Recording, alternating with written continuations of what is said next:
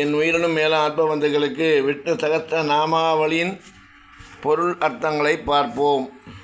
ஆக, தன்னை பற்றியவன், தீய கதிகளுக்கு செல்லாதபடி செய்பவன், அறிவின்மையாகிற நெடுந்துயில் நீங்கும் போதே பகல் போல இருப்பவர், சம்பத்சர அடியார்களை கை தூக்கிவிட அவர்கள் உள்ளத்திலேயே உரைபவர்,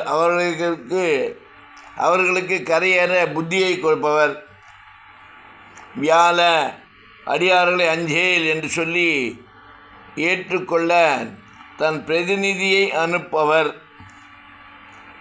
பிரத்ய அப்படி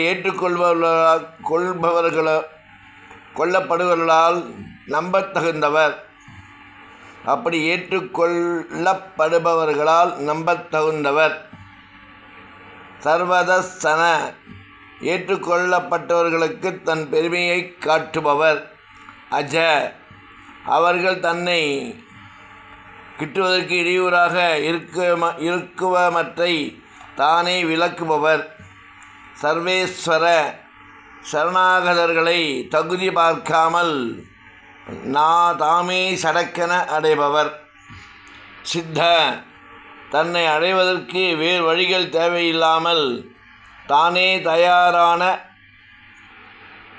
வழியானவர், சித்தி அனைத்து தர்மங்களாலும் அனைவராலும் அடையப்படும் பயனாக இருப்பவர், சர்வாதி உயர்ந்த மற்றும் தாழ்ந்த அனைத்து பயன்களுக்கும் மூலமாய் இருப்பவர்.